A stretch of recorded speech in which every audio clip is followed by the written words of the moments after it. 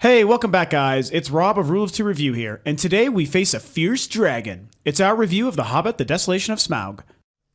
So today I am joined once again by Mr. J.R.R. Harper. Hello, Internet. And Miss Sarah Montanari. What's up? And we are here to talk about some Hobbit.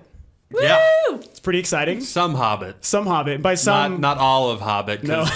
We still have another 3 freaking hours Yes, left. one more film to Three glorious hours. We were just fighting and debating literally 4 seconds ago about whether or not we're going to spoil the last movie, or if we're just going to stick to these first 2 movies of the Hobbit story. See, and I still hold that the last movie has actually already been spoiled by the previous movie adaptation that has been done and the book that was published 70 years ago. All true, all true. But it's the case of the Titanic or the Star Wars thing where you may know how it's going to end, but it's how you experience that journey to the I think end. it's a little different than the Titanic. So- I don't think a single person went to see Titanic and didn't know, this ship's going to sink at some point. Well, that's what I'm saying. You knew that the ship was going to sink, but it's, what is this adventure Just like that we're going going to go into on? the third leading into Hobbit it? movie, you know exactly how it's going to open. But- you know what has to happen. Oh, even if you've especially never when read it the book, opens. you know what's coming next. Especially when it opens. So anyway, Just we're going to get to depressing. it. We're going to start the review. I do have to say, it feels really good to have the 2 of you guys, the 3 of us in this room again doing these podcasts. That's good. Yes. It's good times. It's been a while since we've had the group. We used to do this for a long time, for 2 or 3 years, and here we are back at it again for a very big epic Christmas film. So yeah, The Hobbit, the Desolation of Smaug just came out last week. Sarah and I have now seen it twice. Jared, I Yes. assume you've still seen it the one time. I've seen it 3 times. You've seen Oh, it 3 good times. Lord. Good man. Okay. Awesome. I saw it the 3rd time today, actually. I had really? the morning free. I went down to the Continental, and I saw the high frame rate presentation. Oh, nice. Okay. So I have seen it now twice in IMAX 3D and once in the high frame rate 3D. Well, this isn't what I want to spend most of the time on, but how was the high frame rate? Was it better than the I know I Unexpected Journey? am in the minority camp when I say this, but I preferred the high frame rate presentation of the first That's one. fine. Yeah. And I feel the exact same way with number 2. It's the Cool. way these movies are shot, the way they're supposed to be presented, the way you're supposed to see them. I think by and large that comes through. The problem, if I can get technical here for people for just a second. Real quick. Yeah. I think part of the problem that mass audiences are going to have with it is because it's such new technology, they haven't quite learned a few things about it. The black levels are still sort of mushy in scenes. I don't know if that's strictly to do with high frame rate or just shooting on digital in general, but shadows felt very murky and muddy, and not just when they're in Mirkwood, but all of the time the darks were Took just... that pun away from me. Yes. I thought of that as I was, hey, these darks Good are man. kind of murky. And I'm not even in Like Mirkwood the right now. Mirkwood. Yeah. So I think that may just be a byproduct of shooting in general And on you've digital made- as opposed to film. You've made the observation previously about the lighting looks very different, or they haven't learned to light properly. You do have to kind of relearn, because you're shooting twice the frames in every second, you have to relearn how to light some stuff, because shooting at that frame rate makes the what's artificial look that much more artificial. Yeah, definitely. It becomes very obvious during the river sequence when they're in the barrels. Oh, I bet. Yeah. It becomes very obvious what is shot on location with stuntmen in barrels going down an actual river, and what is actors in front of a green screen, and what is entirely created in the computer. Those differences become much more obvious in that high frame rate. See, and I'm someone who has, other than the fact that it's kind of Peter Jackson's vision for a trilogy and a series of movies that I really super care about, I have no interest in the idea, the concept, the art of the 48 frames, high frame rate, but I'm still very curious to see it for the experiment, as we've discussed it many times. I never got to see the original, whereas I know you two did. Yeah. I would encourage you check it out. I definitely will. I want to see the movie a few more times. The visual effects that they spend a lot of time on look even better. Smaug, whatever. Smaug. The dragon looks so incredible in the And he the looked high frame incredible rate. anyway. Yes. Oh, yeah. He was amazing. He looked so much better today in the high frame rate. I thought the same thing in number 1 with Gollum. I thought he looked I would have liked to have seen that. even better. Now that most of the orcs in this one are CG as well, and they were in the last one, they look even better in the high frame rate because they spend a lot of time on the key orcs. I was going to say, I wonder if it's this weird sort of gray area when it comes to this technology where if it's not doing a disservice to certain characters or certain aspects of a special effect, it can only actually achieve its goal and make it look that much better. It can only do one or the other, it seems. I still think I still think it looks better to have an actual person in a costume for these creatures. But if they're going to be entirely CG, they look better CG at 48 frames a second than they do at 24 frames a second. Okay, interesting. The other only, I think, barrier to people with the higher frame rate is people talk about the movement, how it looks different.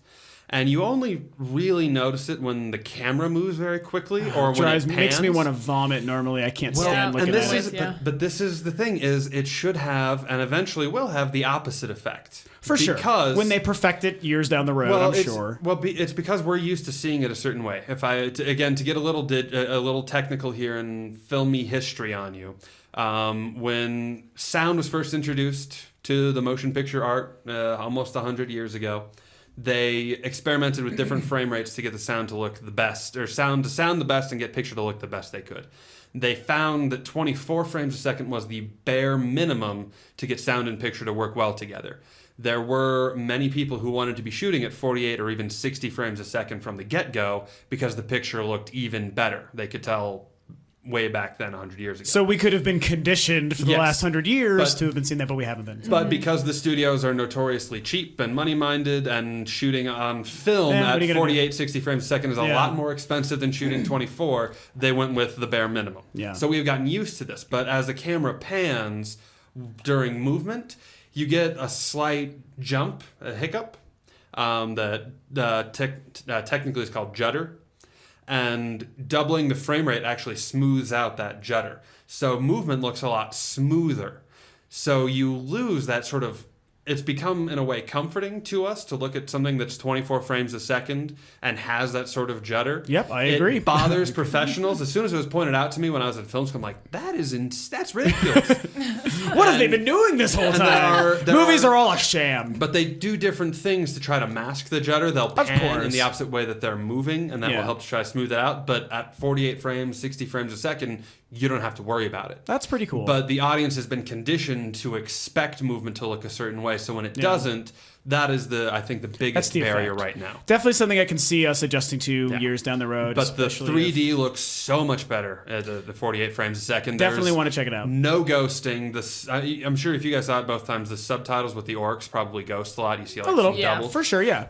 I didn't notice it once in the 48 frames a second. Honestly, I even saw it in some of the characters, especially trees in the background and stuff. You can see it a little bit. So. Not a single instance of ghosting in the entire 3 It helps that and people listening don't know this, but that theater you mentioned is one of the largest screens available here in Colorado, the Continental. So that used to be the largest auditorium between the Mississippi and the West Coast. Good times. Whether that's still true, I don't know. But I'm sure it's not. But we can dream. So anyway, that was a nice, fun film history. Thanks, Jared. There you go. Not to get overly technical, but too late. It's already happened. See it in 48 frames a second at least once. Give it a chance. I'm glad we had a reason to get that in as part of the conversation for a second. That's purposely why I saw it today, actually. Is I said we need to be able to talk Good man. I wish I wasn't working. I would have joined you. So anyway, but as far as the actual film itself, let's dive into the details. So I'm going to make it broad at first, and I'm just going to say initial first impressions. Whoever wants to go, you guys go. What did you guys think of The Hobbit? The Desolation of Smaug. Well, I loved it. I'm a huge Lord of the Rings fan already, so I am definitely biased. Middle-earth person. Yes, it is one of my favorite movies of all time. So I was born to love this movie, really. But it really was good. I mean, there's definitely some issues that I have with it, but overall, the movie was fantastic. The characters were awesome. The action sequences were probably the best they've ever done. And the CG, again, was probably the best they've ever done. We talked a little bit about Smaug and all that sort of stuff. I agree, which will be part of the conversation later, by the way, is that exact topic. But so you mentioned how you had some issues with it. And I know after your first viewing, the midnight premiere, which all three of us in this room saw together as well, that you... I was surprised that you were a little bit more muted overall than I expected. I mean, you didn't really say anything bad about it, but you weren't jumping out of your seat like I, for example, was, not to spoil my opinion. So what was it that initially turned you off, and if there was anything better the second time? Both of you guys, I know, Jared, I want to know the same thing with you too, since you saw it, now 3 times. But what did you think after those first 2 viewings? So my first viewing, the opening sequence... Oh, by the way, spoilers. Really sorry. There will be spoilers for at least the first 2 movies. Accidental for the third one or possible. Jared Jared, I will. It's not I will accidental. knock your block off, man. You ain't If spoiling it anything. slips out, I swear I will do my best to not. But again, I'm gonna trust you. the book was published 70 years ago, and I may forget where this movie ended. Oh no, I can't forget where this You've movie seen ended it 3 because times. it pissed me the hell off. And you also Crazy. saw it today, so not allowed. Anyway, Sarah, please continue. Okay, so the beginning, kind of just the whole beginning half. I'm trying to think of where I actually started really jiving with it. You mentioned to me, if I don't want to interrupt, but I remember you did talk to me about this after our second viewing. You said the way the beginning kind of is sort of in the middle of things happening was something you didn't seem to love. That was it. Is Yeah. it just kind of threw me into it, which, we had just watched the first one the week before. So I did know where we left off, and I was totally fine with that. But it seemed really weird because we just were thrown right back in the middle of things, but not even really in the middle of things. They were just like running from the orcs, and then there was the bear, and they were like, what's happening? What about the initial introduction with Gandalf meeting Thorin at the Prancing Pony, which was a really cool nod, a really cool throwback. Yeah. A scene you didn't even know was a flashback initially. That was a great moment. The scene by itself I loved. It was a little weird to me, again, to open. And I think that's just because I will always stand behind that Lord of the Rings has one of the best openings ever of both Fellowship of the Ring and An Unexpected Journey, where they take you on that historical dive, and you've got the narrator, and you've got the big scenes happening, and really just like, history. here's what's going on, and they lay that all out for you. Like to prepare you for the oncoming trilogy, basically. Exactly, yeah. So this one, I mean, it was cool because it did give that throwback and showed you that, Gandalf was involved with this, and he was like, hey, Thorin, you should do this. So that was cool. That was really great. It just was, I think that's part of what made it hard for me, is going from that straight to we're in the forest and the orcs are chasing us. Well, it's more or less the same way he opened all the other movies, was pretty much exactly where you left off from the previous one with the Lord of the Rings trilogy. There was the opening sort of prologue of here's a scene from the past, here's something. It's true. to With the get you caught Balrog up. fight in Two Towers, it was exactly that. So I'll agree with that. And then we segue into, and here's where we are currently. I'll give you, it was a bit more action-packed than some of those openings had been. Two Towers starts with, Frodo and Sam just sort of waking up and climbing through rocks. Well, again, after the Balrog battle. It starts with the Balrog. This is though.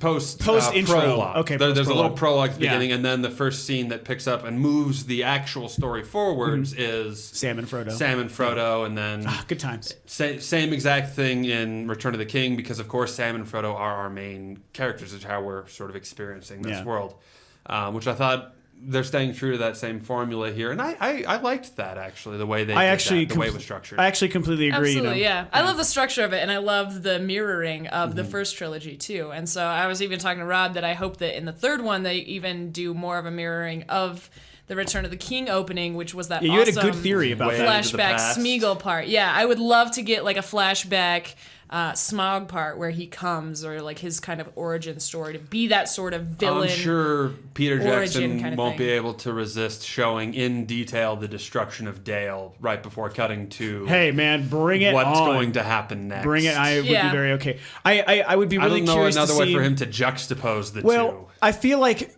to lend more to Sarah's theory, I think what you're getting at, and you can tell me if I'm wrong, is less the destruction of Dale, because that is immediately relevant to the events in the 3 movies, but more of where Smaug himself came from even before this happened, before maybe whatever his life was like, for an opening 5 or 6 minute prologue, before he discovered that the Lonely Mountain had gold, and before he decided, or before you had a theory that maybe Sauron, because we of course start to learn about how Sauron's involvement through the film series is happening in this movie, in this story, maybe he actually is convincing Smaug or making him do these kind of things, and says, go to the Lonely Mountain, kick the dwarves out of Erebor, I'll give you this gold, help me build my army, whatever.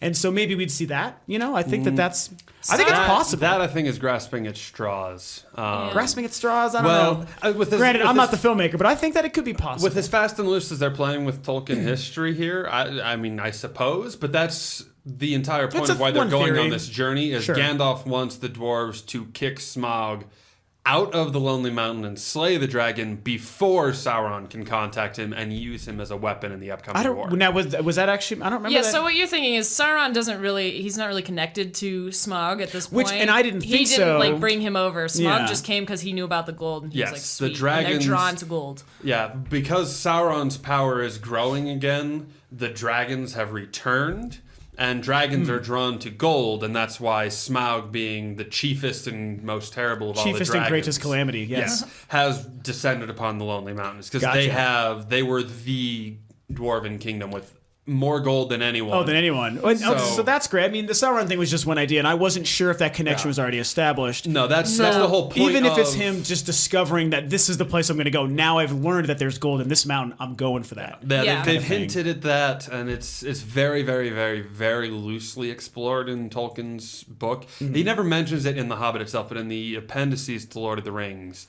he gives the history of this is why Gandalf was helping the dwarves do this. Is because he was afraid. And to get into the books here a little bit. No, it's okay. You guys both have this book knowledge that I myself really don't. So in the appendices of The Lord of the Rings, which is again where they're taking all of the Gandalf stuff, everything that happens with Gandalf when he's not with the dwarves in these movies is coming from the appendices. Mm-hmm. And in there, Tolkien writes about how Gandalf was using this company of dwarves, not really using them, but aiding them for the purpose of defeating the dragon, so that Sauron wouldn't have a dragon at his disposal as a weapon when he started the war. Because, and this is, I know why they're doing this, and it makes a certain amount of sense within the world of the movies they're telling. But technically, within the original history, Sauron had openly declared himself, and everyone knew that the necromancer in Dol Guldur was Sauron for about 100 years. Prior to the Hobbit story. To the Hobbit. Okay. So does that mean even this. Gandalf, of course, knew this going into the story of the Hobbit? Yeah, they knew this, and it wasn't until during this that they decided to Yeah. maybe try to do something about it because his full strength hasn't returned. They're sending people out to try to look for the ring because orcs are descending to try to look for the ring. Everybody's looking for this. Well, now this which is why it interesting. doesn't occur to Gandalf until 60 years later, at the beginning of The Lord of the Rings, that maybe Bilbo's ring is the ring. Yeah. It doesn't even occur to him because it's so far removed from where the ring was last known to be that he doesn't think about it. And that's the real question that we were talking about too, is based on how this story will end, these films are going to end, how much will Gandalf really know? Because obviously they've changed a lot of everything you just explained for the films. How much is Gandalf going to really learn that's going to keep it, about the ring and keep it in line with how the Fellowship of the Ring, the movie, happens, where he just knows Bilbo has his ring from that, that time we fought the dragon, a whole long time ago.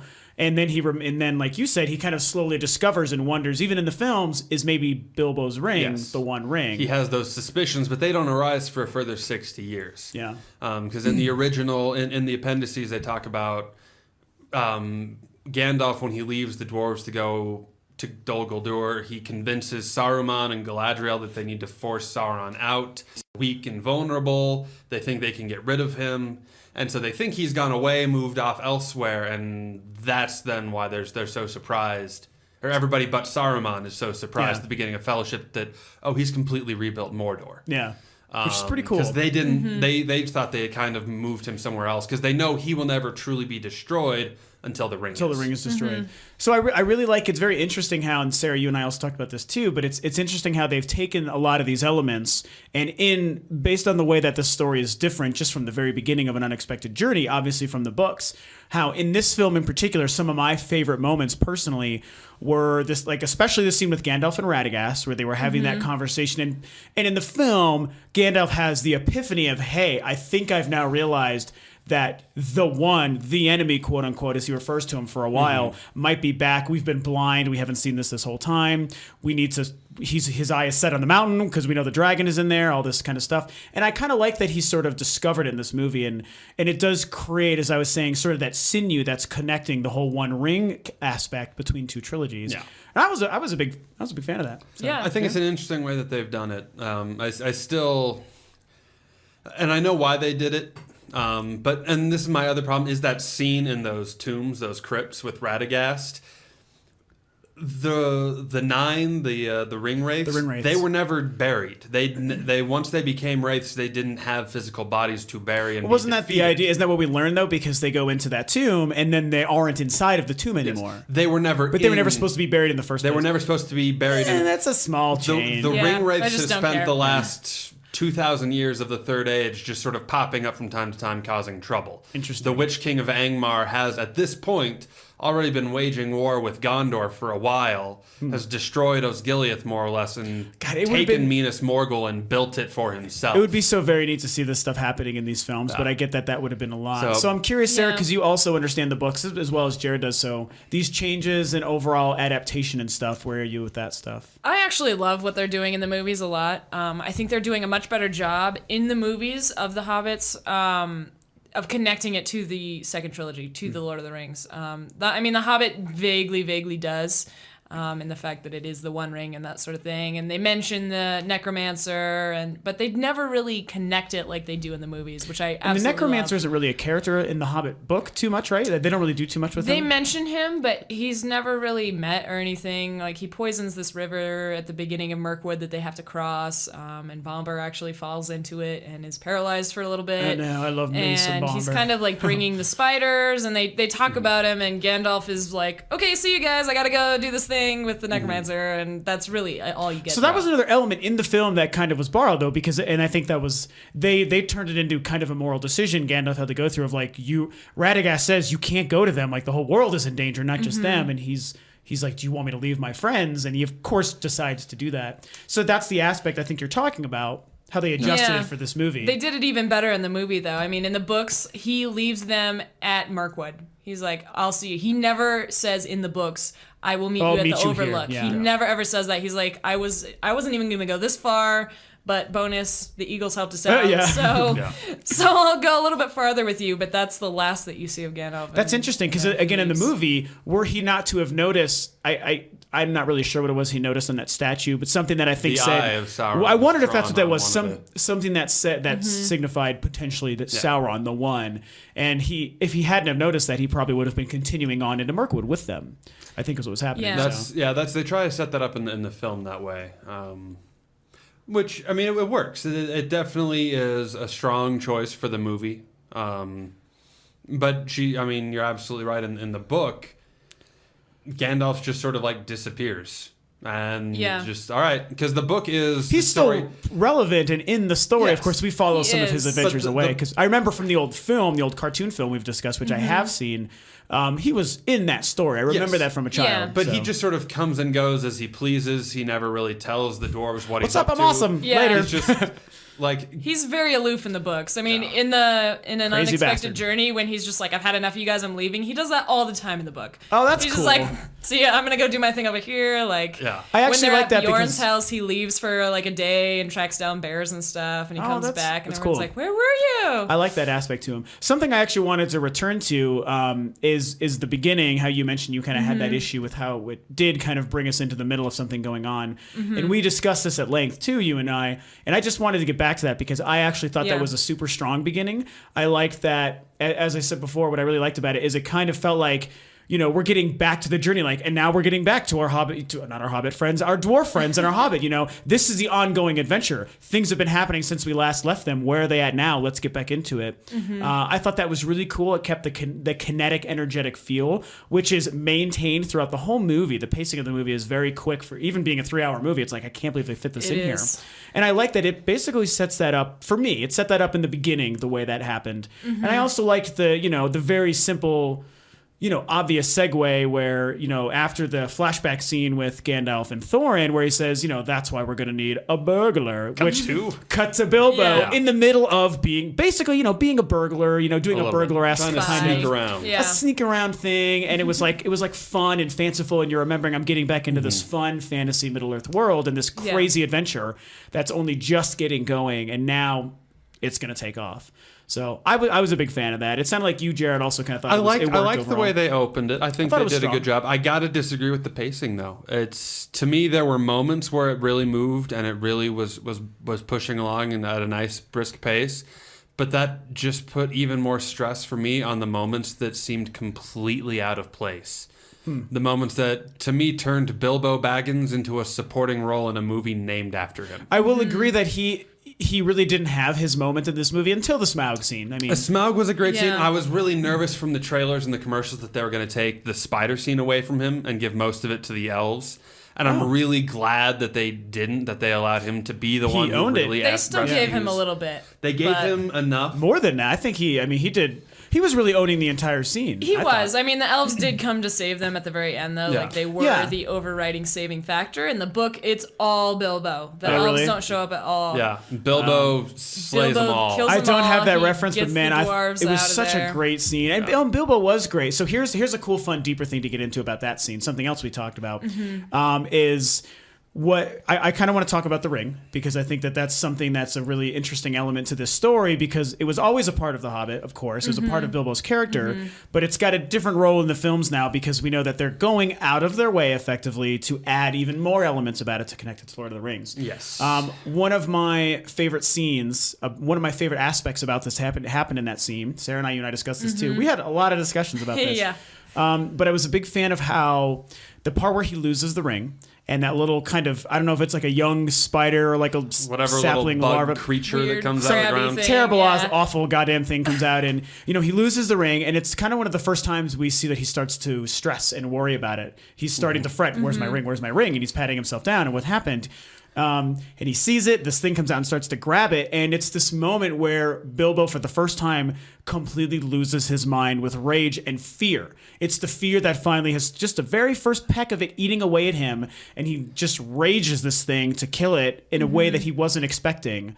Also a great scene when it was done, when he's staring at the ring, panting with pride. I've got this back. I just destroyed that thing to save this one precious thing to me. And he believes in it, and then you can see the realization. A good acting moment from Martin Freeman too, yeah. where you can see the realization, like, what did I just do? And the final stamp on that, which I thought was great, was how he has this realization where he then looks at the ring as if to say, you are doing this, or why am I doing this for you? He realizes it's the ring and not himself, maybe. So Yeah. I thought that was great. What did you guys think? Yeah, it's an awesome character change from like his complete rage at that little spidery thing, that he just goes crazy, and you can tell that's nothing that Bilbo would ever do. It was so against his character. Especially with his moment after. Yeah, and then he does pick up the ring, and then he has that moment where he's totally engulfed by it. And then you see him slowly change of like, this is not who I am. This is not who I want to be. What is this thing? Like, what is it doing to me? Because that's I really love that the look first he time gives that the that ring. happens. He's just like, oh, it's so cool. I can't do Yeah. it. So I didn't like that moment. really? You specifically did not like Crazy. that moment? Okay, Jared I will Harper. give you a lot of reasons why, if you will allow me here. Yeah. Okay. Try to make a move, Few. We're not quite need halfway, three. but go ahead. Okay, Yeah. so what they're doing in that scene's, more or less is showing the ring's corruptive power, showing how the same way Smeagol killed Deagle all those years ago when he first found the ring.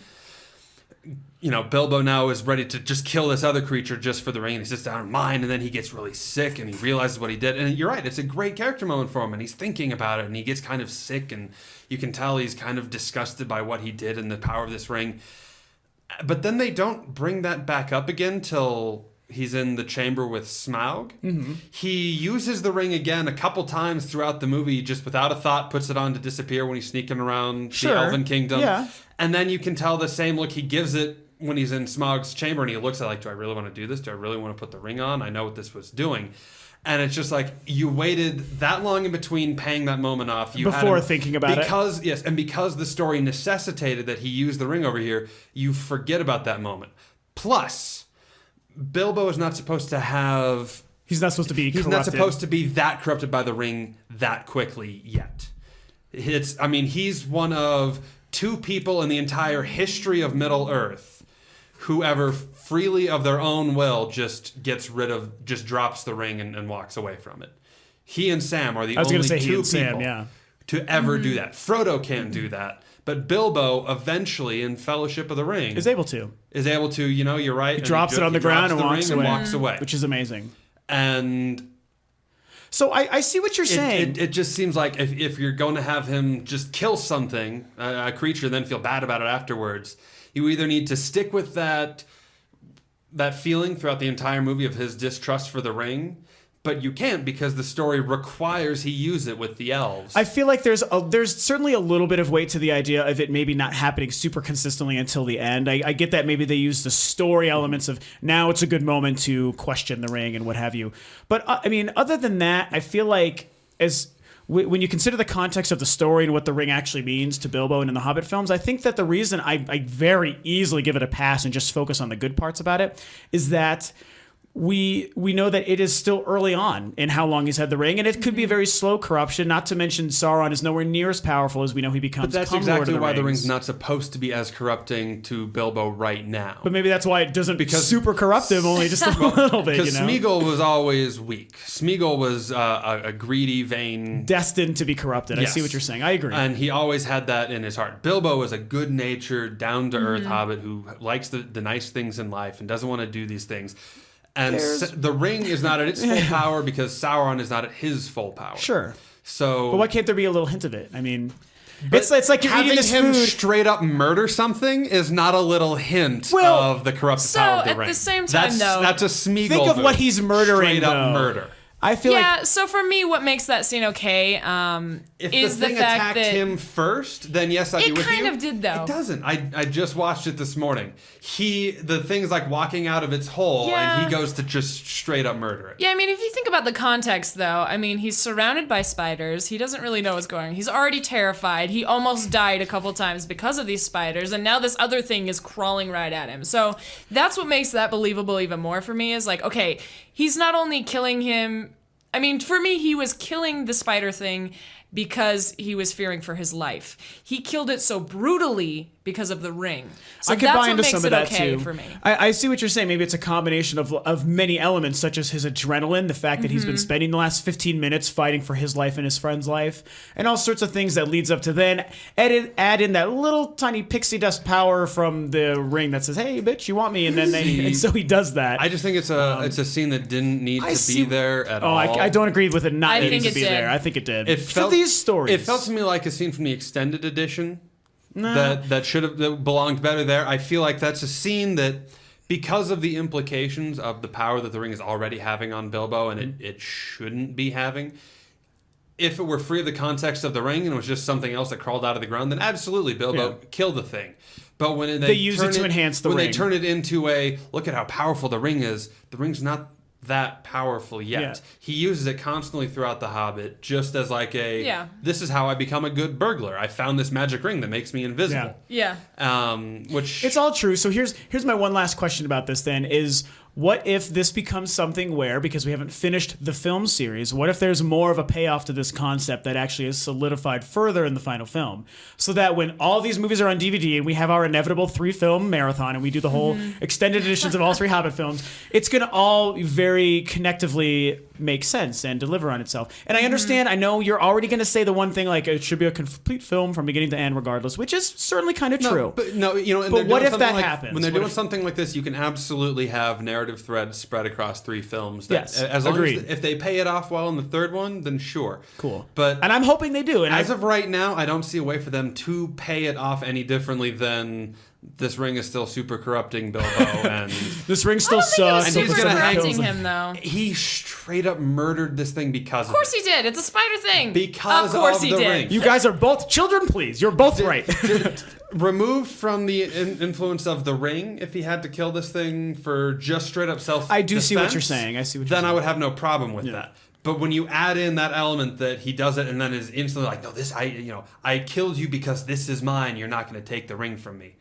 That to me was just a bridge too far. That was to me the straw that broke the camel's back on that scene. See, I loved it. Still- Because like I still said, I enjoyed think it. he would have killed it anyways, so it was kind of I really think it's a But combination of all the above. it's the effort, it's the emphasis they put on why he killed. Yeah, it. I mean, at the same time, though, bothers for me, too, is like that scene for me directly connects to the scene in Fellowship where he's in Rivendell and he sees it under Frodo's shirt and he freaks out. Like, that is that same kind of moment for me. So, Well, for because me, now it works the ring out is great. at full power, and he had the ring for 60 It's very years. true. It's very true. But So the ring had plenty of time to It's a corrupt very him. deep topic. I mean, the thing is, there are so many elements to who's corrupted at what time and by how much and how powerful is Sauron at this time. Were you killing spiders or not? Blah blah blah. Yeah. So it's like you can make tons of cases with every scenario. And And I feel like this is a topic that shouldn't even be a part of the discussion for this movie, because this is a story about Bilbo and some dwarves going to kill a dragon to reclaim a homeland. But isn't it fun? Isn't it fun that we can also talk about this stuff? I mean, so anyway, let's move on. Unless we forget elves. Let us move on. Let us move on. The elves. I mean, what did you guys think of the elves? They played a very big role in this. I mean, and even more specifically, I knew you were going to say Not that. possible. Director. Normally I love Lee Pace, but Get out of this room. oh god, he was so cheesy. Oh, no. Really? I completely. His I whole found him showdown to be with Thorin was fantastic. His whole showdown with Thorin, I was just like, you're way over the top, like a cartoon character here. I read a review, somebody compared him to Sting's performance as Fade from the Dune movie. I'm like, oh wow, that's so true. Yeah. He really is like Sting. See, in Dune. It's a kid's fantasy movie. He was perfect. I thought he was. I would like hung on his every word. I loved him. I love the way he acted. Like effeminate but strong. His delivery I thought was fantastic. I mean, oh my gosh, the dialogue was very, very good in his scenes. I thought he was an amazing king. I think they did a really good job for the most part with the writing of bringing that character to life. I just disagree very strongly with some of Lee Pace's choices as that character. Yeah, well, I mean, that's fair enough. I loved it. And lest we forget, his character in the book is kind of lame as well. Yes, well, and here's the other thing too, is in the book he's not named. He's just the king of the elves. Yeah. And they added Legolas in, which makes perfect sense, because when Tolkien was writing the book, it wasn't until after he'd finished The Hobbit, started working on Lord of the Rings, that he decided to name the king of the wood of Mirkwood's elves, the Woodland Realm, as Thranduil. And he decided that this character Legolas, who's going on this quest, he'll be Thranduil's son. So it makes perfect sense to have Legolas there in Mirkwood, because his dad's the king. It was fun. It's great to have him back. I'm okay with that addition. I think they always gave stand behind that. way too much to do, though. It's again just even more time spent with characters that make Bilbo feel like a supporting character in his movie. I definitely feel in this film that is definitely one criticism that I will agree with, that we only get a lot of Bilbo in the beginning and in the end, so it didn't really feel like we were following The Hobbit, which it is basically titled after specifically Bilbo Baggins. And in this film, we didn't spend much time with him. His inclusion in the first film was great, and I can only hope that this happens again in the second one. It's like a lot of people. I don't know how well you guys remember, especially being a few years younger than me, but when The Fellowship came out, a lot of people talked about we didn't spend much time with the Ring and Frodo and Sam. But come Two Towers and Return of the King, we finally get to really spend time with their journey. And this, although those are three perfect movies, that was a very fair assessment. And it shows that we might be looking at the same thing. So hopefully we get a good, solid Bilbo final adventure, even though a lot is going to be going on come the third film of this. It's going to be almost all action, I would think. Yeah. But we'll see if there's a reason for maybe Bilbo to have the screen time necessary and a really good conclusion. I kind of disagree with the idea that Fellowship wasn't a Frodo, Sam, and Ring-centric story. It was. We're talking screen time. If we're just talking about centric, to be fair, Bilbo technically was still the center of this film because he was very much involved in carrying these events forward. We didn't see him. But I mean, or like hear in him. Fellowship, if you have people complaining that it was less about Frodo Film and critics, Sam not and the me. Ring, Film critics. I want to meet these critics so I can Slap punch them them? in their stupid faces. I'm right there with you. I'm just making a Because comparison. The entire point of that first movie, and if you listen to Peter Jackson's commentary and the extended editions, which I've done multiple times, Good man. they edited the entire first one to be as much about Frodo and Sam as possible. And I thought they succeeded. I thought and they that's succeeded. why, like, all of the scenes with Aragorn talking to what's his why There's a lot of Elrond? Why people. can't I remember Elrond? Of all the names you've been spinning this whole time. Right before they go on the quest, Legolas has, Elrond and Aragorn have a scene Yeah. together. There's a lot more things with Gandalf that happen.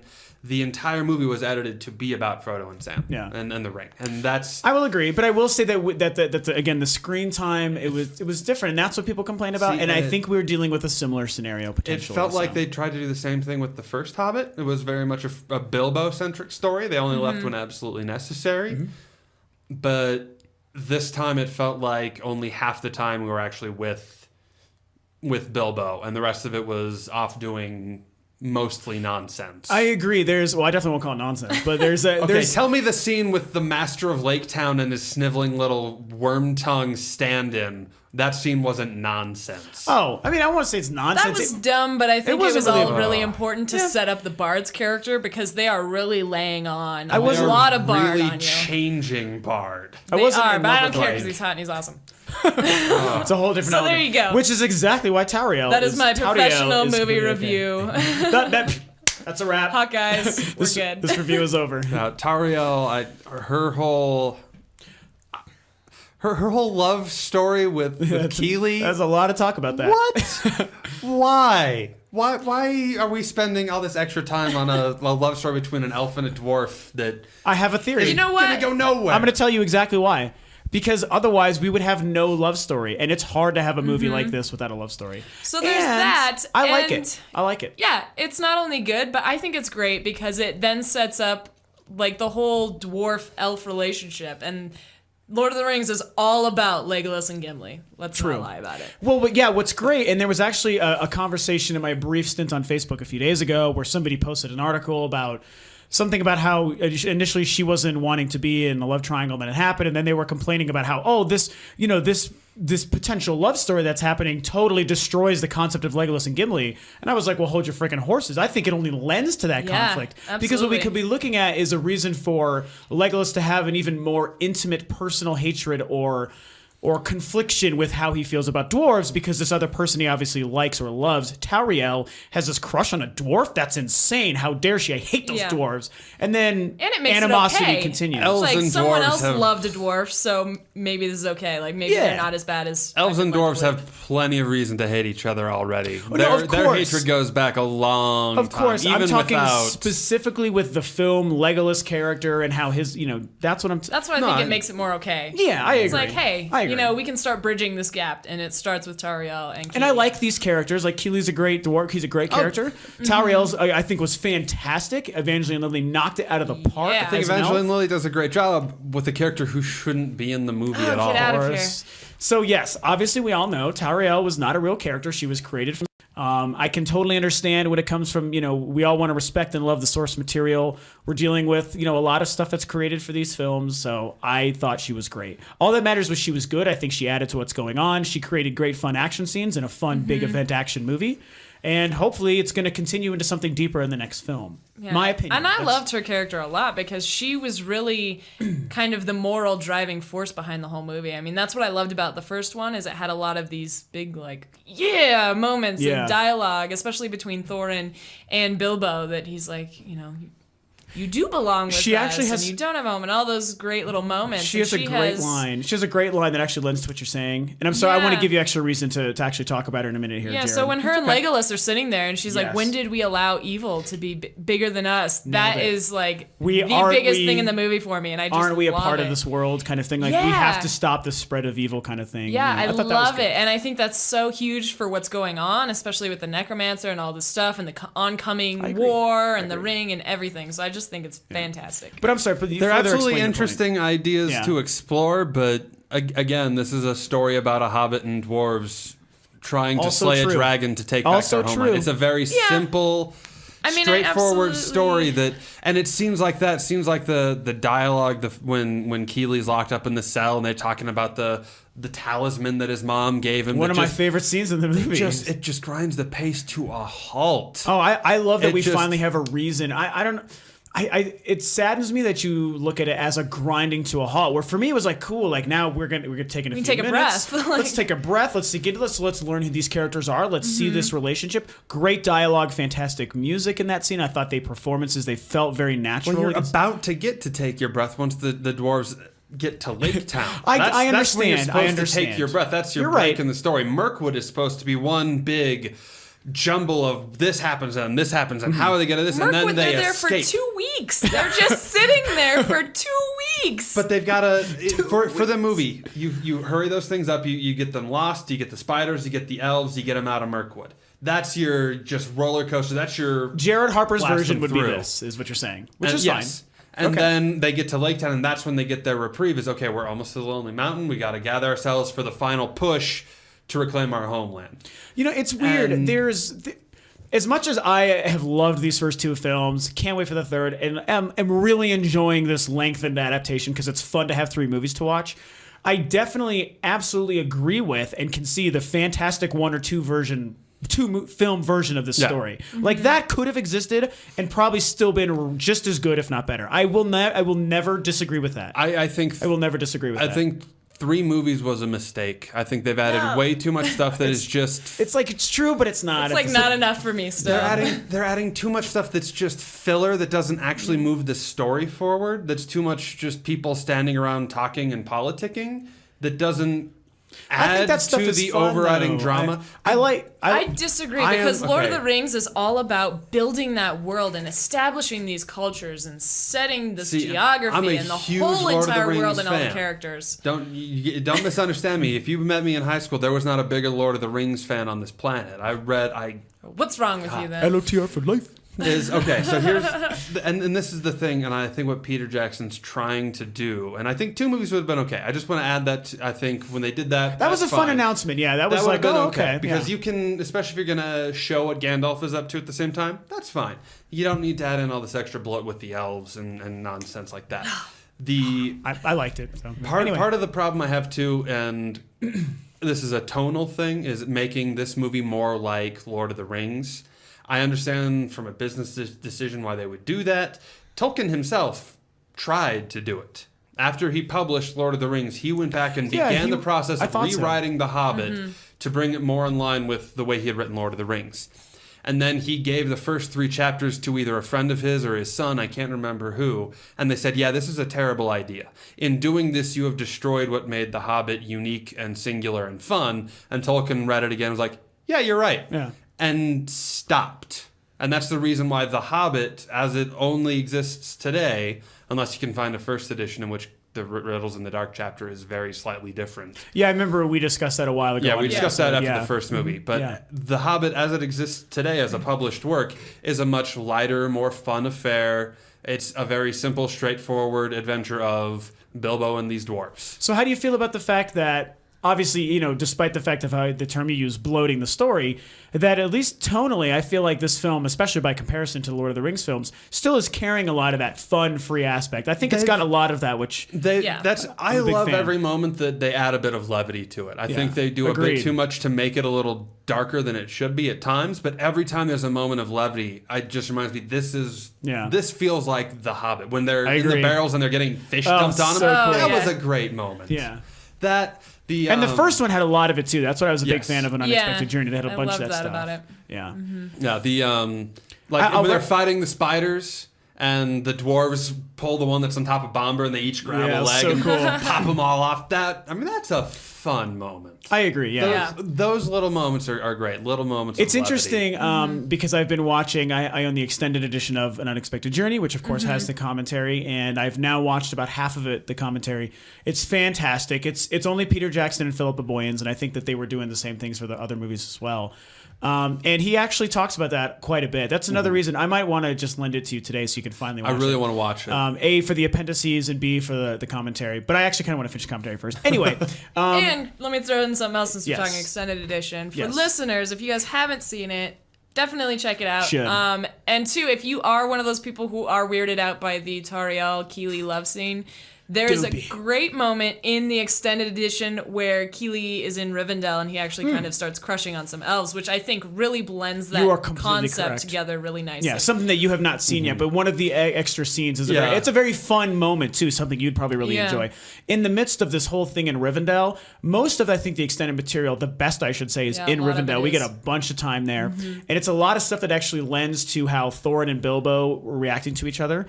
Bilbo's attraction to Rivendell, Elrond basically inviting him, you can stay here and come back anytime you want. Really cool things that, of course, lend to even what happens in Lord of the Rings. So that stuff is really cool. And you're right, Sarah, it does have that scene with Keeley in a jokey way having a crush on an elf. And it's like seems funny. And they make fun of him and stuff for it.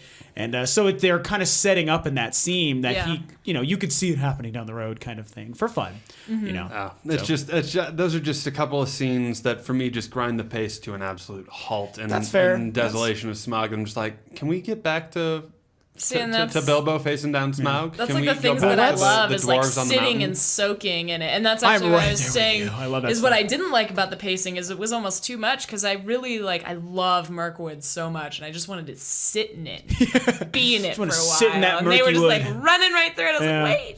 It's all true.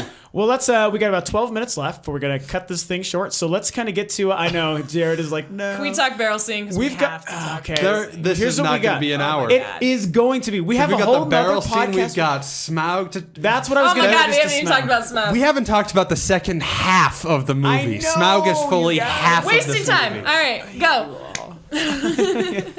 This is brutal. All right, barrel scene. Go talk about the barrel scene. No, let's not talk about the barrel scene. Let's talk about Smaug. No, the that was less the best said scene about in the the barrel whole scene, the movie. better. I will say, obviously, Oh, it was so good. Jared and I have discussed it, and I know that Jared, you weren't a huge fan of it. That was the fun. That was like the most Agreed. fun scene, and that was the great thing. Of There's like, one moment we're sharing of- this one axe with all of us, and we're decimating everything, and Bomber's killing everyone in his barrel, and so much fun. It's a fun. Legolas. I can see in Jared's face, he's like, "Don't talk about this." It's a funny moment, but it just. I know you had a lot of practical Legolas. problems and It's pacing It problems. deflates me how much that scene just. It's too bad. It's a lot of empty action and noise and No, just like you're crazy. it didn't add anything to the overall story. It was. I think that so you've made that assessment a few times to me, and it's like I see what you're saying, but I feel like in saying that you're forgetting that most action scenes in most movies we've been watching are the same thing. You can take any part of like. I'm trying to think of a good example, like In a the Die best- Hard movie. I mean, or a Terminator movie. You can take a scene where it's like we didn't have to watch this fighting and this car crash and this truck and then this explosion and a helicopter fall and gunfire, but we could have just seen some dialogue and just kind of heard that action scene happened. But they choose. That's how you do it these in fun television movies. where you don't have the money to. Sure. In the best action movies, the action scenes are completely driven by the plot and are necessary to it. You are blowing you my mind if you remove- think that this didn't have. I would argue this though because it's an adventure movie to me. So an adventure movie is you more on the have- lines of like an Indiana Jones, where you have ridiculous things happening I know. and big Let's make boulders are rolling. We're just gonna and make it's a ridiculous 14-minute and absurd. fun and it's just fun. scene. Don't get me wrong. I and love, they were escaping. I love a good action scene when it's done well and is sure. necessary to the I know plot. you do. I know you do. The scene with the spiders is great. The scene right after that, everything. See, I would argue that there's more plot context to the barrel scene than the Yeah, spider scene. I agree Big with time. Rob. No, I think the spider scene adds more because it's. And I love it's them all, but- the spider scene is as a character moment important. With the ring stuff, I'd agree. I guess It is No, not important with for the- Bilbo. That's where for he really Bilbo. gets his courage. Also That's- he true. saves That them is all. that's Agreed, Bilbo's first, and that's why I'm so shocked where they ended the first movie, because they had set up the whole first movie to be about does Bilbo belong with us? Does he have this courage? Does he have what it takes to do this? It to me would have made so much more sense To to end end with the the first spider. movie with the spider scene and then That them would have being been cool. captured by the elves. I agree, that because would have that been is neat. Bilbo. Okay, I'm going to start taking responsibility. I'm going to step up here and I'm going to fight for my friends. I'll agree. That would have That- been very cool. Well, That's and that's when the huge- dwarves start looking at him Yeah. as like a sort of a leader type figure Yeah. and actually trusting him It's a and being huge like, okay, character he is moment here for for Bilbo. a reason. Bilbo's huge character moment with the elves is the idea to sneak them all into the barrels and get them to escape safely, which in the book it's a very is burglar-esque moment. Yes. So that was great. Yeah. It's in Using the the book. It's ring. a very sneaky. They sneak into these barrels. In the book, they seal the barrels. They're not riding up out top visible. They're sealed in the barrels as they. I think in the cartoon And the it was the elves same, if I dump them remember. themselves. Yeah, the elves don't know that dwarves are in these barrels, so hey, we got to send these barrels Fun back. adjustment to make a really kick-ass 10-minute And scene. You know? Yes. Like, that's- See, okay, we need to before. Okay, we need. I to wish everyone knew Jared as well as we do. This is why we love you. We need to talk about Smaug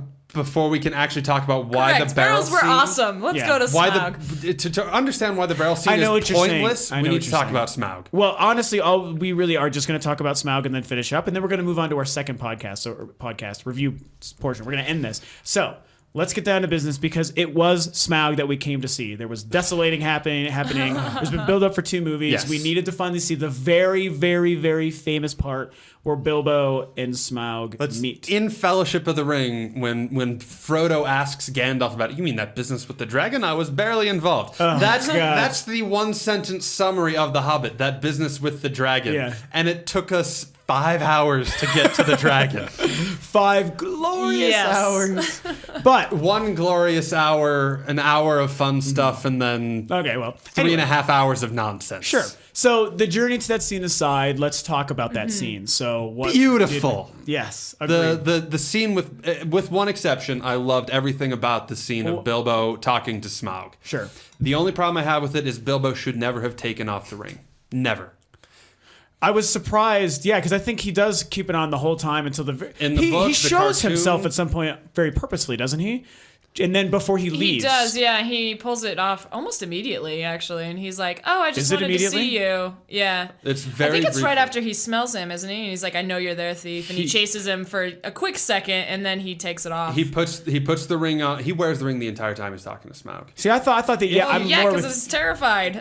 Well, but the thing is, in the book, and I'd have to go back and completely reread the chapter again. I rewatched the scene in the Rankin Bass cartoon, which is taken almost word for word cool. from that scene in the book. I remembered So I need to go much back of to the see dialogue. how many differences there are. It's been a while since I've read that chapter.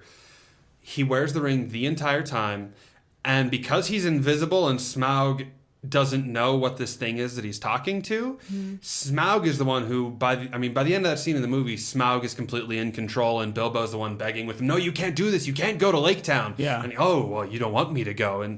But in the book, Bilbo sort of teases Smaug and gets under his skin. See, that's what I remember, which is the whole Yeah, but purpose he of him. goes to Lake Town immediately. Basically, Yeah. like Bilbo runs down in the cage, he steals a golden cup and leaves instantly. And then Smaug wakes up right after that. He's pissed. He leaves and goes and But like, destroys he things. teases. They Bilbo have a teases, banter, though. They They have have a a lot. No, he comes back later. I just read it this morning. Yeah. He comes back later. I'm trying to remember this And then- how because in the Rankin Bass cartoon he doesn't go and come back, so I'd He have does to reread in that the scene in the again. book. He does. He Okay. goes down. He steals a cup. He comes back up and he's like, "Look, guys, I'm a burglar." Oh, nice. And then Smaug gets pissed. Yeah. He wakes up right after that Mm-hmm. because he's like, "I know my treasure's gone," because Man. he knows every single. When I piece was a of gold that's kid, in that there. like scared me even like a little bit in the cartoon. But I Yeah. at the same time I loved it. Like I couldn't help but watch it. Yeah. And I remembered so many of those, just so many lines. Like you said, it's almost word for word, Yeah. which I don't remember Mm-hmm. that, but I do remember how many of those lines, even in the cartoon version, they were ringing a bell, Yeah. and it was so beautifully orchestrated. I remember That scene everything. with Bilbo and Smaug was amazing. He shouldn't have because that's the whole thing he does by keeping the ring on is he goads Smaug and he gets under his skin and is able to find out Yeah. about his weakness. Because they set Yes, that up, that I scene remember, in yes, I am yes. really Where they're sad talking- about that one actually. Yeah, like, oh yeah, one more arrow. He knocked a scale loose. No, They Smaug mentioned always that, had yeah. that scale loose. Nobody just knew about it until Bilbo, while he's invisible, notices and sort of teases Doesn't Smaug. he ask Smaug? He's like, "Oh, are you weak at all?" Well, he shows him, oh, this is my armor. It's impenetrable. And Bilbo notices, no, it's not quite. You're missing one. You're missing a scale. You're vulnerable right there. And Smaug gets really pissed at him. And Smaug's not sure what this creature is that he's talking to, and he's really curious and trying to figure this out. Man, and the way getting Bilbo chills, gets under his getting skin chills. is what causes him to go back out. And that Attack. last time when, well, as the movie ends, which I would Yes. so gladly sacrifice that barrel scene. Yeah, you said that. And You the said that. nonsense with the dwarves running through and lighting up the lighting up bellows, and when they light up the dwarf furnaces to yeah. melt the gold. Oh, okay, yeah. As soon as, because during that whole sequence, and then when they finally reveal what it was with this statue that Smaug goes, oh wow, this is a lot of gold, and you can tell, and then it collapses on him, and spoiler alert, they try to kill Smaug with molten gold. Yeah. Which is one of the few moments of really dodgy CG in the movie. The molten gold looked like crap. It looked really weird. Yeah, when it was It looks melting, terrible. Yeah. it was pretty.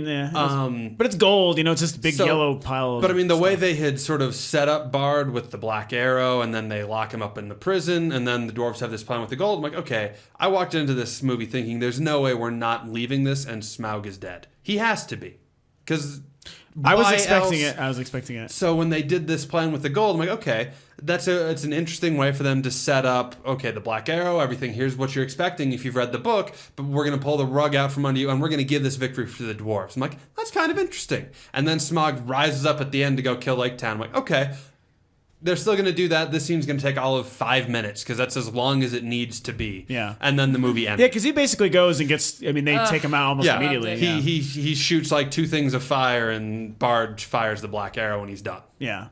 So there's some spoilers for the third movie. Yeah. So here's If you the couldn't thing. figure it Yeah, out, well, by Bard having a black again. hair. It was spoiling anything for me that I didn't want to happen, and that I remember But very well. I would so gladly trade in the barrel And scene, that's a fair assessment. Well, not the barrel scene. That's sacred. the scene Yeah, with we don't touch the barrels. dwarven furnaces. That was especially. I'll give you empty. that. I'll give you that. That to me feels especially like a moment of we're going to shoe in a truly pointless action scene because at the end it truly is meaningless. To lengthen it, yeah. Just to add another action scene when you've got an action scene coming up. Yeah, yeah. And I you know agree. Peter Jackson is going to take what could be done by somebody else in 5 minutes, and you know Smaug's attack on Lake Town and Bard with the black arrow. It could be a good half an hour. Oh, 45 yeah. minutes. It's going to be It's a gonna decent be chunk of the drawn next out. movie. That could be a really cool, fun action scene that instead they have this thing with the dwarves that I'm like, the dwarves are never supposed to see Smaug.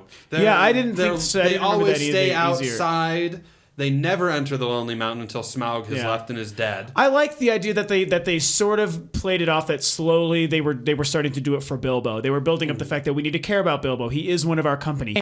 Thorin is starting to his slow corruption, even without actually seeing or having the Arkenstone. It's his drive is almost overtaking him, and we can't forget we also have to protect Bilbo. And I like that that's a little bit of what's starting to happening as far as the character motivation for the dwarves. So that's a change that ultimately I think is fine. I didn't really hate any of the gold stuff and the lighting of the furnaces, but I totally will give you that. That could have been very easily That was- sacrificed. It was a little bit lengthy. That I would have stuff sacrificed I'll it, but agree. I still it loved was it. lengthy. It was Yeah. pointless, just noise and stuff happening. That was like, we need to have a big action scene. You Yeah. got a big action scene coming up Well, next. I like that they You are a little don't bit need to add empowered, another though. one. I mean, I really like what they're doing with the movies and making everything a little bit more empowered. And I mean, even with Thranduil and all that, like that's more of a personal connection. In the books, he's just like, "Where are you going? You won't tell me? I don't care. Yeah. You're in prison." Like it's really kind of dumb, and I really like how they're really hitting everything super hard. And that's one of the dumb things that I've always been like, why are the dwarves so lame? Like they're like, Bilbo, go in there, do the stuff. Bilbo, go do this. Hey, Gandalf, go take care of this. they all for have us. more. Like they don't really do anything. They have in the more books. meat and purpose to their presence, Yeah. I think, and I mean, I And I love think they them in still these have films. plenty even without that scene with the dwarves. I would agree. I would agree. I totally agree. I agree with that. I yeah. liked it though too. I mean, it was nice to see. I definitely agree with you that it wasn't really added, but it was nice to see because it was them getting back to their roots because they haven't had this home. Yeah. And they're like, hey, do you remember how to make these flash bombs? And like they're mining again. And I love that they're going back to their roots. And they Yeah, have you're that right. That's awesome now that I moment where think they're about like, I it. remember these halls. Like that's Oh a great. God, now moment. if that didn't was make a you want to moment. cry, That man. moment at the very beginning when they first get in and they open the door, Oh that my was God. great. Oh yeah. Those two. But I you can't can have that moment without the freaking That's dwarves. true. Genesis. You're right. You're definitely Yeah. right. No, you're right, and But- that's why. okay, I so agree. let's talk about Smaug because Benedict Cumberbatch. Oh my gosh. Can I swear? Yeah. Benedict Cumberbatch fucking nailed it. Yes, he did. Thank you. So Should good. I beep that out or no? I'm not going I to don't beep it care. out. It's more fun. I've sworn in my other God videos. damn, Benedict Cumberbatch was great. He as was Smaug. amazing. We're going to be I'll give a spoiler alert now. Spoiler, but not spoiler alert. What we're going to be doing, we're going to wrap this up in a few minutes here. We're going to be doing another one where we're going to actually discuss in more detail Smaug. I pronounce like You Peter. always put an S in Now there. that's how Peter Jackson pronounces it. With his just so we New know. Zealand accent. Smaug, yeah, but it's Smaug. Smaug. I mean, I want to say Smaug. Anyway, we're gonna more in depth.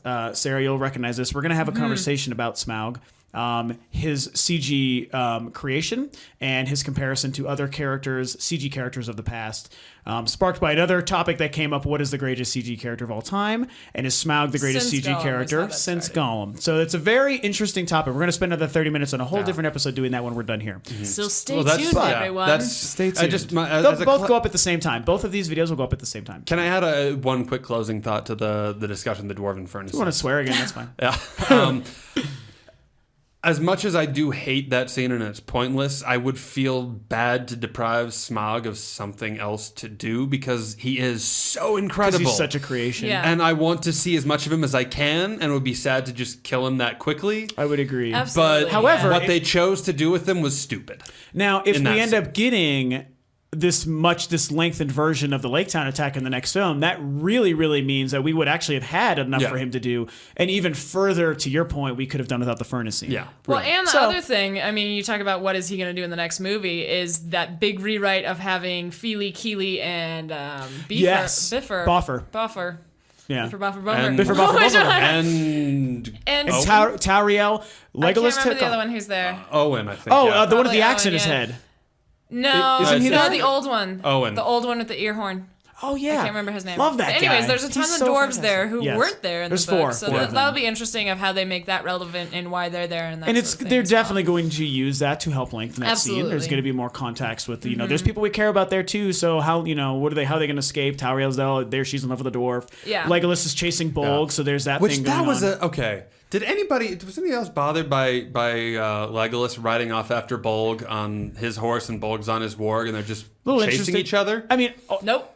the reason Legolas I'm excited versus for it. Sauron. Well, no, I really would like. I mean, I think their fight scene was awesome. But loved Legolas, you're a fucking archer.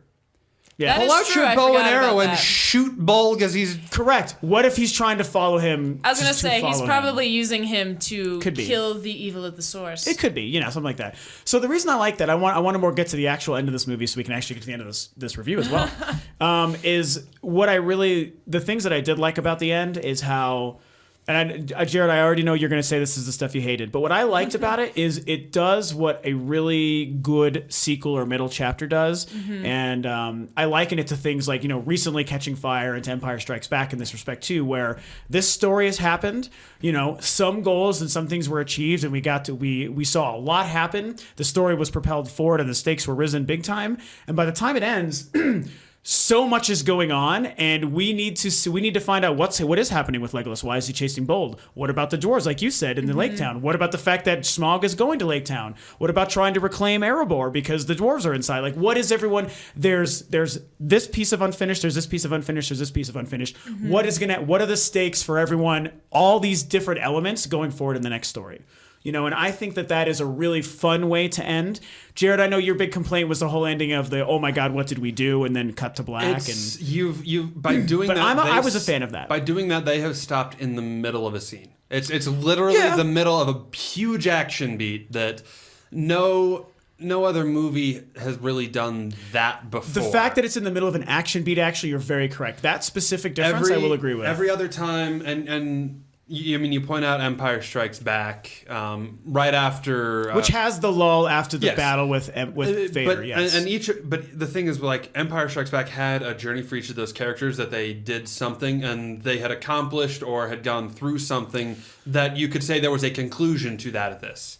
You pointed to Deathly Hallows Part 1 as very similar, but which I still stand by. I completely disagree. Okay. Again, you've got the two stories of Deathly Hallows Part 1 that they draw to a conclusion of Voldemort looking for the Elder Wand, and he does it at the end. That's the movie ends with Voldemort accomplishing his goal. That's his arc. For Harry, Ron, and Hermione and their arc at the end of Deathly Hallows Part 1, they have gone through this trial of we need to work together. Ron has left. Ron has returned. We realize everyone's we fighting. need all we need three to be of together. us. Yeah. We need all three of us to do this.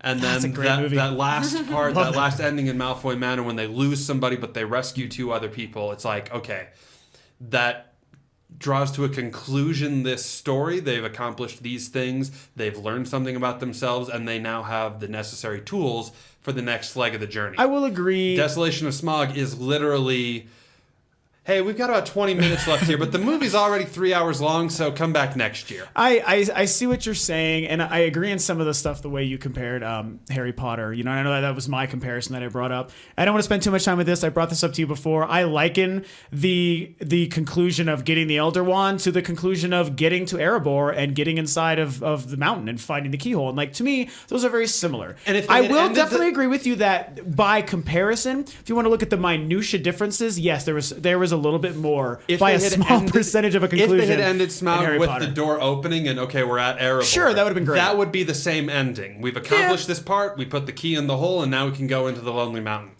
But as soon as you go in there and piss Smaug off and send him off to attack Lake Town, you're in the middle of a giant action beat. There's nothing was accomplished. I certainly can agree with that.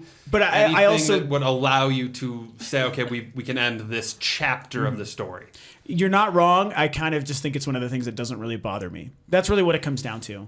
I do still, my comparisons I still stand by, but at the same time, that doesn't bother me. And those are all great movies. I compared them to fantastic movies, and all those endings worked. And you know I why? like, there's something to be said for the fun of just, God damn it, oh my God, what did we do? Black. Like, that is fun. That also, it instills you with this instance, like, what the hell, really? See, and then you're just like, oh, what's going to happen next year? Like, that's fun. that's on fine. like a serialized TV show, Sure, I know, yeah, that you're would right. be perfectly awesome. Because then you'd like, okay, I can't wait to see the next episode next week, or if that was the season finale in a couple of months, you know, they're gonna That's take what's the summer great off. though, and I think but that's this why is it's an entire perfect year, for a and series. each movie needs to be its own story, even within purpose of a larger story, a larger narrative. Each one needs to have its own beginning, middle, and end. This I still one think that there is does some not of that. have an end. I think there's an end plus a little bit something. That's the thing, is we do get to that end. Bonus No, scene. It's the extended edition. You get half of the end, and then they rob you of the climax of that ending. You know, I mean, in hindsight, it's weird because I remember a year ago when we finished Unexpected Journey, we were all thinking about it and talking about it, and it was like, man, so Unexpected Journey is over. You know, we're gonna get the next movie. You know, they're gonna have a Smaug battle at the end of that one. Then the next one's gonna be the Battle of Five Armies, and now it's just crazy to have learned that the Smaug battle technically hasn't happened. I mean, the Battle of Wits and Words has happened, which was the best scene in the movie. Yeah. But the fight with the dragon himself, the actual yeah, fight, which the we actual thought for action sure. scene, Yeah. which they should have done instead of the fucking furnace. Oh, that's so fun. But anyway, Yeah, go for ahead, me, Sarah. I absolutely loved it. I mean, it is a series, so I mean, I absolutely agree with you that every movie should be its own standalone movie, which is my big argument for book to movie translations. Is like it's got to be its own thing. But the ending, I absolutely love it because it is a series, and it is very much that TV kind of feel of like, stay tuned next time, like to be continued. It leaves you just wanting more with like every And fiber granted, of your being. these were better movies, but it's very much like what Lucas was trying to do when he made those first Star Wars movies, was to make it feel serialized in a film, and that was when people were waiting 3 years for each movie. You know, See, and but he even was then, basing it. But even Lucas, if Granted, he were he concluded the movies better. and I if agree. he were truly doing that, he would have had a Star Wars movie out every year, and they would have been an hour long. Because those original Flash Gordon serials, that there Yeah, he was based one those like on, every month. Like I said, they were one a month, and they were 30 minutes, an hour long. And so I didn't you even could, think they were that long. Yeah, if they were that. Yeah. So you could do that. You could end on those bigger cliffhangers because they were that get at the that. time version of television. I'm saying, I'm Once getting you that, so- have a 2-3 hour narrative, you need to have that conclusion. And there is a much better ending in about 20 minutes that still has enough of all right, stay tuned, because Smaug is dead, but now there's all this politicking coming of people who are going to try to lay claim to the treasure under the Lonely Mountain. Sure. And people are going... It's going to be You exciting. could show the elf army mobilizing. You know that the army out of Dol Guldur is mobilizing. You know the humans are setting up. And you could show the other dwarves starting to come out of the Iron Hills. I mean, what And if we you could get- really set up the Battle of Five Armies as, Agreed. okay, Now, what if we really is get? where we're going. What if the opening really is? And I would believe that it would be handled well if they do it this way. But what if it really is a quick 5-minute thing, and really Smaug only has just a few minutes in the beginning? I can't see what if that hap- happening. And neither can I really. But I mean, what if? Any mean, other if- what if- filmmaker, that would be what they would do. Peter Jackson, you better believe it's going to be a 20, and 30 that's minute why fight. we love him. So my other argument for that though is, I mean, it would feel like, okay, so the whole Hobbit as the 3 movies and the book and whatnot, the whole It's a thing is controversy. getting to the Lonely Mountain. It is defeating Smaug. So if they would have had a 5-minute fight scene with Smaug, that would have been so unfulfilling for me. It would have been like that boss In fight this film. that you just beat in 5 minutes, and you're like, well, I just played 120 hours of a game, and then I beat A the lot of boss games do in that. like 5 seconds. Yes, they do. Yeah, and By it's the so way. painful, and it It just sucks. hurts. Like, I love that they're really giving the time. Resident Evil 4. Oh. They're really establishing Smaug, and they're like, all right, this is going to be an epic showdown. And you're Like, right. I really love that they're giving Well, it the time that it deserves. and I agree. And it's I'm just important to throwing know, things it's important to out remember there. too. Yeah. This was originally envisioned as a duology. It was supposed to be 2 movies, not 3. Yeah. And Peter Jackson did an interview right before the second one came out where he said this is where it would have been split if it had been 2 movies. Oh, what did he say? I didn't. It was going to be right after the dwarves escape Mirkwood. They come to the shore and Bard appears with his bow and arrow, and they're like, "Oh, hey!" Cut to black. That would have been the end of the first film. That would have been the end of the first film. Was the escape from Mirkwood and then meeting Bard. Wow. Which would have been a really great ending. Yeah. That would have had that conclusion, but still that sense of, okay, here's this new character, and I think that we're going to include the entire. If I read the interview correctly, it's going to be the entire dialogue scene with Bard when he realizes they're getting out of okay, the barrels I can and, yeah. I can kind of trust you, and Bard puts his bow down, and then movie 2 would have opened the final movie would have with them opened going with to Lake Town them and- on barge into Lake Town, and It would have been great. Like I said, I think that version of the films would have also been really, really good. Yeah. You know, I totally agree. It would have been, but there wouldn't have been enough Mirkwood. Probably there not. never Still. was going to be enough Mirkwood. I know. I There's just never wonder enough. if. I don't. Oh, we are losing microphones. Oh my god, I'm sorry. I don't think okay. they added anything extra to Mirkwood and the elves in this, because Tariel was always in there. Evangeline Lilly was cast in this role from the get-go. I'm wondering if, Yeah. you know, at the end of the day, I'm going to kind of get into this last sort of final point so we can end this and then we'll get on to the next topic. I just kind of wonder if, especially for like for you, Jared, and a lot of people who agree with you, you're certainly not alone. There's a lot of people who have Jared's opinion, and it's a fair opinion.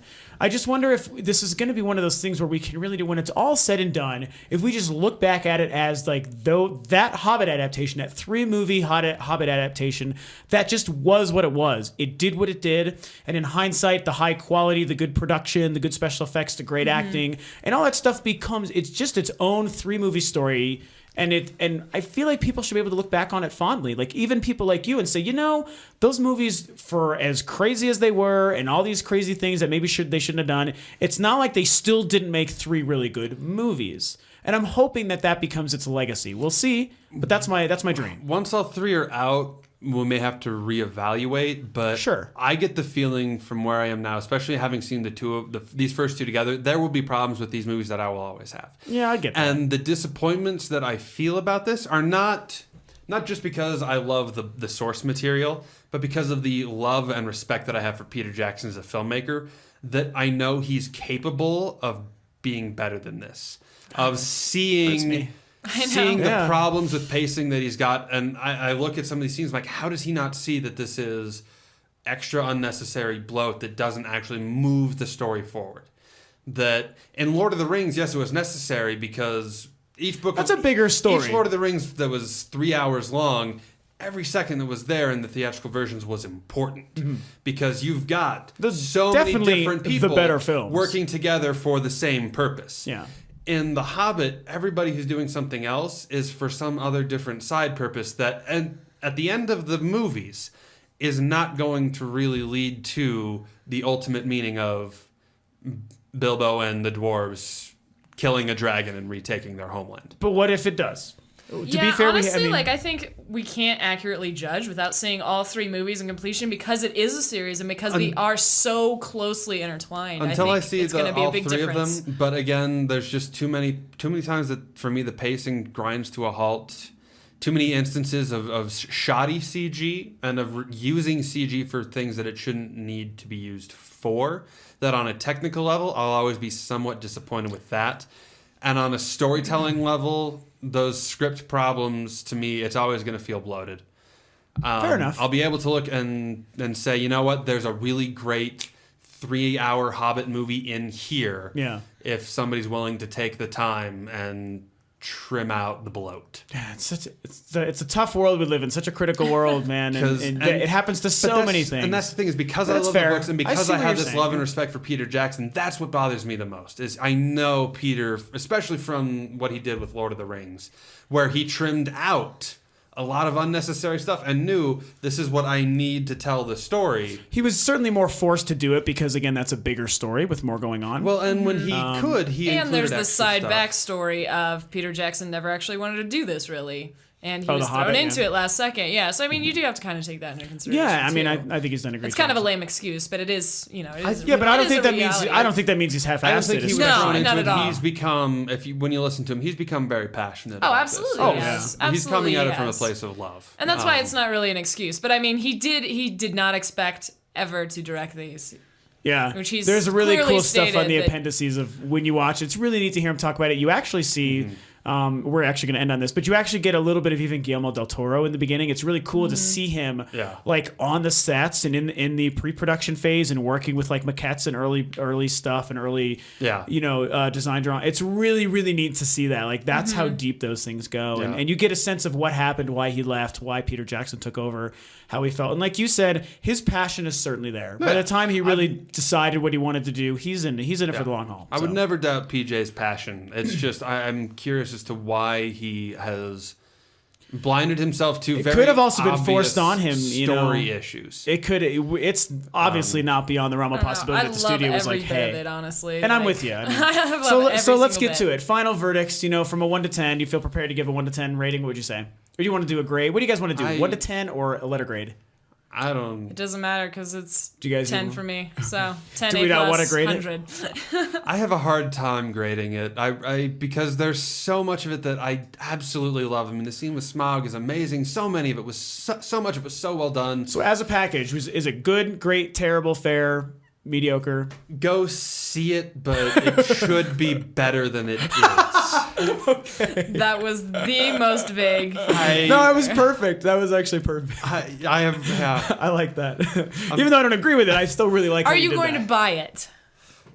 When the trilogy? I comes will out? not. I will not buy any of them until there is a giant boxed set with 12 discs Yeah. or however many 20 discs that is Hobbit and Lord of the Rings. You don't want to be like me and own 5 versions of Star Wars and 5 versions No. of Lord of the Rings and all that. You don't. No, wanna... I learned my lesson Okay. with the original release of Lord of the Rings on DVD Yeah. and seeing how George Lucas handled Star Wars back in the day. That I am not buying. Good for you. I can't do it. I'm a sucker. I own the theatrical cuts of Lord of the Rings on Blu-ray. I have my I love extended that. DVDs, and I will not rebuy those until I can get a boxed set all 6 that movies. ideally is theatrical and extended cuts of all 6 movies. God, I really wish that they would do that stuff, man, Yeah. more often. You know, but we can dream. I want that.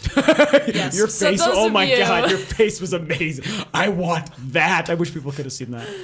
So for those of you who don't know Jared, that means it was good. He liked it. he liked it, yeah. Jared, The more I see, this is why we love you. Well, this thing is, I have such warmth for this movie, but Yeah, you do. You really it's hard, do, actually. I It's think hard you do. to not talk about it without talking about the flaws I see in it because You have I that- have such love for it. For sure, you have that Yeah, critical, absolutely. passionate eye. And Yeah. I don't want anyone to think that I'm just ragging on this movie because it's a piece of shit. I'm ragging on it because I love it so much, and it's like Absolutely. I want it to be better, but I love the parts of it that are done so well, and it's worth seeing just for the parts that, because the parts that they do well, they're done. So well. Like I say, It's like one of the If biggest they- productions you're going to see in a movie is like Yeah. what if they had done one 3-hour movie of just The Hobbit, it would be flippin' amazing. I would have lost my mind. Yeah. If it was just one 3-hour version of The Hobbit. Yeah. But because there's all this extra stuff that distracts me, and I'm going to say more unless we stop. Yeah, I know. It's a Yeah. fair There's more argument. I need to say, but it doesn't need to be on this discussion. But anyway, so on a scale of 1 to 10, Jared gives it a go see it, but it should be better than it is. I give it the same. But he's waiting so he can spend $500 on it. Yes, That's how much he it's a kind of si- only somewhat loves it. It's a simultaneous 8.5 and 2 Okay. is what it is. That Alright, is we'll get it. ridiculous. So a collective 10.5, but so it's no not. scores. No scores. You think it was pretty good. Sarah, you loved it. I loved it. I loved it. I'm right there with you. It's my It favorite was movie. better of than the year, first one. I you liked liked it it better more than than the the first first See, and one. I actually like the first better. Oh, God, it's a whole other Except for the conversation, barrel I guess. scene. Except, Oh, just trumps I want to everything. change my middle name to Barrel Rider, by the way. Yes. Damn Barrel. Robert Barrel Rider Barnett. So anyway, overall, so I think there we go. We're gonna wrap this up. This was a fantastic. Wait, what was discussion. your rating though? Oh, it's a 10. Awesome. I'm a simple. Done deal. I am that Movie of transparent. the year from Rob. Loved it. It just was everything. I love having another Middle Earth trilogy to go through. Like, Yes. I love it. It's why I never was down on the Star Wars trilogy. It's cool to know that I grew up as a teenager myself to have a Star Wars trilogy to have happen. We're so lucky, I feel, to have been given a new Middle Earth trilogy. Whether it would have been 1, 2, or 3 movies, I think we're so lucky to get these movies. And especially that Peter Jackson, through twists of fate, did end up being the man to do it. So they feel that much more connected and continuous as far as their world and the tone. So that's my approach to this kind of stuff. Is I feel lucky that it's happening. That's my simple thing. So I loved it. Bring on Yes. more Middle Earth. The end. So I'm so goddamn Just conflicted. stop. I know, man. I get Stop. it. You don't. No, I you get don't. it. You do not know my pain. I do know your pain. I We had it just for see the it. first 5 minutes after I saw it. Yeah, Rob can attest because I was like, oh, I don't know. it's great. It's been a great year for movies. So anyway, that's our review. Hobbit. So good many movie, great Kristen. moments, so many bad moments. Oh my gosh, it's okay. The good outweighs the bad ultimately. It does. Go see the movie. It so does. Go see the movie. So there we go. Thanks for tuning in, guys. Please subscribe to the channel. Please like the video. Please tell us how crazy we are or how awesome we are. Whatever. There's probably many different adjectives to pick from. So thanks for tuning in. Thanks for being here, Jared. Yeah. Thanks for being here, Sarah. Thank you. Thank you guys for listening, and we'll catch you guys next time. It's our review of The Hobbit, The Desolation of Smaug. Smog or Schmog? Smaug? I don't know how the fuck you say it.